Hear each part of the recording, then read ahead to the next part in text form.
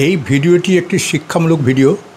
আপনারা এই ব্যায়ামগুলো করলে সুস্থ থাকবেন ও ভালো থাকবেন।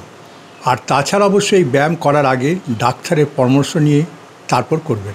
ধন্যবাদ।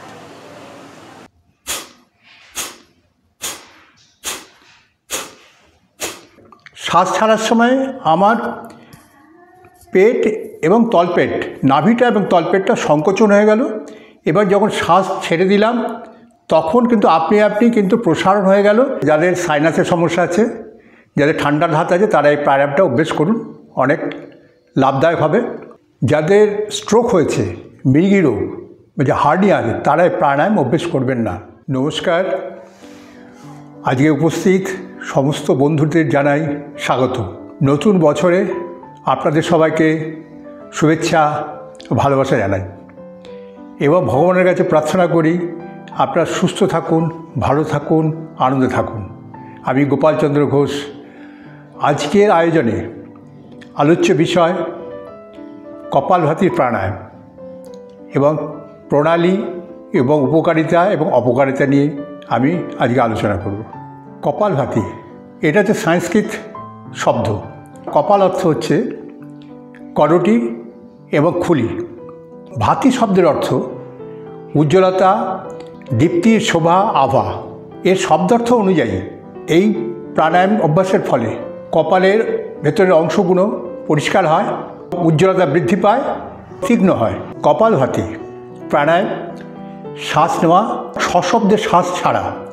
এইখানে একটা কথা বলি, যেমন ধরুন সহজভাবে বোঝাই, কামারশালাতে গিয়ে দেখবেন কামারেরা যেখানে অগ্নিদীপক বা চামড়ার যন্ত্রের সাহায্যে যেভাবে হাওয়া জোরে ঢোকায় এবং হাওয়াটাকে আবার বন্ধ করে দেয়, টেনে নেয়, একবার দিয়ে দেয় হাওয়াটাকে জোরে, বায়ুটাকে জোরে দিয়ে দিল, আবার বায়ুটাকে নিয়ে নিল, ঠিক এইভাবে। এবং আরেকটু সহজভাবে বলি, যে আপনারা খেয়াল করে দেখবেন যে একটা মনে মনে করুন যে একটা প্রদীপ বা একটা মোমবাতি জ্বালিয়েছেন, সেটাকে নেভাবেন। কীভাবে নেভাবেন? ফু দিয়ে। আমি দেখাই ফু দিয়ে কীভাবে নেভালে পেটটা কীভাবে সংকোচন হচ্ছে। এইভাবে যদি পেটটা দেখুন ভেতর দিকে চলে যাচ্ছে, সংকোচন হচ্ছে। আবার যখন ফু দেওয়াটা বন্ধ হয়ে গেল, হাওয়া দেওয়া বন্ধ হয়ে গেল, তখন কিন্তু প্রসারণ হয়ে গেল। ঠিক তেমনি যে এইটাকে আমরা ফু দেব কিসের সঙ্গে? নাকের সঙ্গে যে আমি মোমবাতিটাকে নেব। ভাবুন যে আমি নাকের সঙ্গে যে মোমবাতিটাকে নেভাবো, এইভাবে নেভাবো, চোখটা বন্ধ করে নেব, নিয়ে ঠিক এইভাবে দেখুন, মুখ বন্ধ করা অবস্থায় এইভাবে, ঠিক এইভাবে আমি শ্বাস নিয়ে শ্বাস ছাড়লাম এবং শ্বাস ছাড়ার পর অটোমেটিক পেটটা কিন্তু ফুলে গেল। শ্বাস ছাড়ার সময় আমার পেট এবং তলপেট, নাভিটা এবং তলপেটটা সংকোচন হয়ে গেল। এবার যখন শ্বাস ছেড়ে দিলাম তখন কিন্তু আপনি কিন্তু প্রসারণ হয়ে গেল, শ্বাস নিয়ে নিলাম। এ হচ্ছে ঘটনা। এবারে দেখি আমি কীভাবে করছি এবং কিভাবে করব সেটাই বোঝাই। যে প্রথম কাজ হচ্ছে কীভাবে বসবেন, মেরুদণ্ড সোজা করে এবং শক্ত জায়গা একটা আসন পেতে নেবেন, বা কম্বলের উপর বা একটা ম্যাটের উপরে বসে নিতে হবে। শুরু করবেন যে কোনো আসনে, সেটা সিদ্ধাসন হতে পারে, পদ্মাসন হতে পারে, বা বাবু আসন হতে পারে, বা সুখাসন, যেভাবে খুশি আপনারা বলুন। যারা পারবেন না তারা চেয়ারে বসে এই অভ্যেসটা করতে পারেন। তবে মাজা সোজা থাকবে, যেটাকে বলে স্পাইনটা সোজা থাকবে, মুখমণ্ডল স্বাভাবিক রাখবেন, হাসি খুশি রেখে দেবেন, কখনোই যেন ভুরু যেন না কুচকায়, এবং শোল্ডার, এই প্রাণায়ামটা অভ্যাসের সময় যেন শোল্ডারটা এরকম করে না কাঁপে। ঠিক আছে। আর কীভাবে বসবো? আর বসবো হচ্ছে পুরোপুরি জ্ঞান মুদ্রায়। আমি দেখাই, আমি দেখুন সিদ্ধাসনে বসে আছি, ঠিক এইভাবে নিলাম, নিয়ে এবার সিদ্ধাসনে বসলাম। এবার জ্ঞান মুদ্রায় দেখুন এইভাবে বসলাম, বসে দেখুন আমি কীভাবে করছি, খেয়াল করুন আমাকে। এই প্রাণায়ামটা অভ্যাসের সময় খেয়াল রাখতে হবে আপনি বডিটাকে পুরো নর্মাল করে দেবেন, সোজা হয়ে বসবেন। এই প্রাণায়াম অভ্যাসের সময় কারো ক্ষেত্রে দেখা যায় পেটে এবং পেটের পেছন দিকটা ব্যথা হতে পারে। কিছুদিন অভ্যাসের পরে ব্যথাটা কিন্তু চলে যাবে। আমি দেখাই কীভাবে করছি। দেখুন ঠিক এইভাবে বসে আছি, পুরো জ্ঞান মুদ্রায় আরেকটা কথা বলতে ভুলে গেছি, যে যখন অভ্যেস করবেন খোলামেলা জায়গায়, যেখানে কোনো রকম ধুলোবালি থাকবে না, বাতাস যেখানে চলাফেরা করবে সেই রকম জায়গায় বসবেন, গন্ধ সুগন্ধ কোনোটাই রাখবেন না এবং শান্ত নিরিবিলি জায়গায় বসবেন। এবার দেখুন আমি কীভাবে বসে আছি।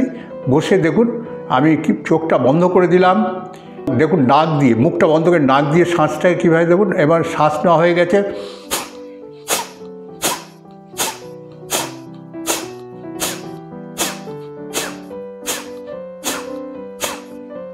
আমি বোঝাতে পারলাম।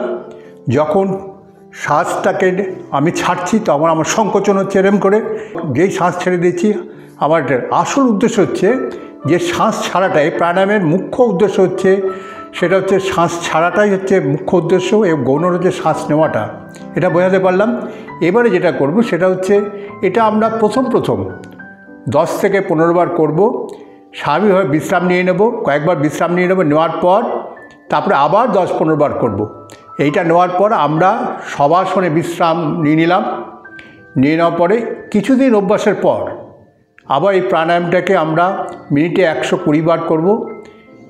তারপরে আমরা বিশ্রাম নিয়ে নেব, হ্যাঁ, 1 মিনিট বিশ্রাম নিয়ে নেব। নেওয়ার পর আবার আমরা মিনিটে 120 বার করব। এই প্রাণায়ামটা অভ্যেস আমরা যদি সবাই করতে পারি, আমরা সুস্থ এবং সবল থাকব। এর অনেক কার্যকারিতা আছে, সেটা আমি আসছি পরে। এইগুলো কিন্তু মাথায় রেখে কাজটা কিন্তু করতে হবে। এবার হচ্ছে কপালের উপকারিতা। প্রথমে যেটা হচ্ছে উপকারিতা হচ্ছে, যাদের সাইনাসের সমস্যা আছে, যাদের ঠান্ডার ধাত আছে, তারা এই প্রাণায়ামটা অভ্যেস করুন, অনেক লাভদায়ক হবে। আরেকটা যেটা আছে সেটা হচ্ছে ফুসফুস পরিষ্কার থাকবে, হৃদযন্ত্র শক্তিশালী হয়, ফুসফুস এবং স্নায়ুতন্ত্র সতেজ হয়। আর আমাদের এই যে ইন্টারনাল অর্গান, ভেতরে পেটের ভেতরে যে ইন্টারনাল অর্গানগুলো আছে সেগুলো শক্তিশালী হবে এবং হজম শক্তি শক্তিশালী হবে এবং যেখানে গ্যাস অম্বল হবে না। যাদের যেসব পুরুষদের প্রস্টেটের সমস্যা, তারা এই প্রাণায়াম অভ্যেস করতে পারেন। এই ব্লাড সার্কুলেশন ভালো হয় এবং মন শান্ত করে, ব্রেনকে অ্যাক্টিভ করে এবং কনসেন্ট্রেশন লেভেল বাড়ায়। যেসব স্টুডেন্ট আছে যারা দেখছো, তাদের একটা কথা বলি, তারা এই প্রাণায়ামটা অভ্যেস করলে তাদের কিন্তু ব্রেন অ্যাক্টিভ হবে এবং কনসেন্ট্রেশন লেভেল কিন্তু বাড়বে। এই প্রাণায়াম অভ্যাসের ফলে আমাদের গ্রোথ হরমোনের প্রোডাকশান বাড়লে আমাদের বিশেষ করে লম্বা চওড়া সুন্দর দেখতে হয়। যেসব কিশোরীরা আছো তারা এই প্রাণায়াম অভ্যেস করো, দেখবে তোমরা লম্বা এবং চওড়া খুব সুন্দর দেখতে হবে। যারা গান চর্চা করেন, সঙ্গীত শিল্পী, তারা এই প্রাণায়ামটা অভ্যেস করতে পারেন, তাহলে গলার স্বর ভালো হবে। ডায়াবেটিক পেশেন্ট যারা আছেন তারা এই প্রাণায়াম অভ্যেস করুন, তাদের কিন্তু এই প্রাণায়াম অভ্যাসের ফলে অনেক লাভদায়ক হবে। এই প্রাণায়াম অভ্যাসের ফলে কোষ্ঠকাঠিন্য দূর হবে, মাথার চুল পড়া বন্ধ হবে, এনার্জি ফুল পাবেন, এ মানসিক চিন্তা হ্রাস হবে। অপকারিতা, যাদের স্ট্রোক হয়েছে, যে মৃগীরোগ আছে বা হার্নিয়া আক্রান্ত ব্যক্তিরা এই অনুসরণ করবেন না। যাদের হার্টের কোনো সমস্যা বা ওপেন হার্ট অপারেশন হয়েছে, তারা এই প্রাণায়াম অভ্যেস করবেন না। হিপ ইনজুরি হলে বা স্লিপ ডিস্ক হলে এই প্রাণায়াম অভ্যেস করবেন না। প্রেগনেন্ট লেডিরা এই প্রাণায়াম অভ্যেস করবেন না। ঋতুস্রাবের সময় এই প্রাণায়াম থেকে বিরত থাকবেন। পেসমেকার যাদের আছে তারা করবেন না। ঠান্ডা লেগে বা অন্য কারণে নাক বন্ধ থাকলে জোর করে অভ্যাস করা উচিত নয়। নাকের সূক্ষ্ম শিরা উপশিরা ক্ষতিগ্রস্ত হতে পারে।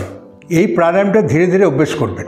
এতক্ষণ আমার সঙ্গে সময় দিলেন, আপনাদের ধন্যবাদ। আজকের ভিডিও যদি ভালো লেগে থাকে লাইক দেবেন, বেশি বেশি শেয়ার করবেন। যারা আজকে নতুন তাদের বলবো সাবস্ক্রাইব করুন। সবাই ভালো থাকুন। পরের ভিডিও আবার আপনাদের সঙ্গে দেখা হবে।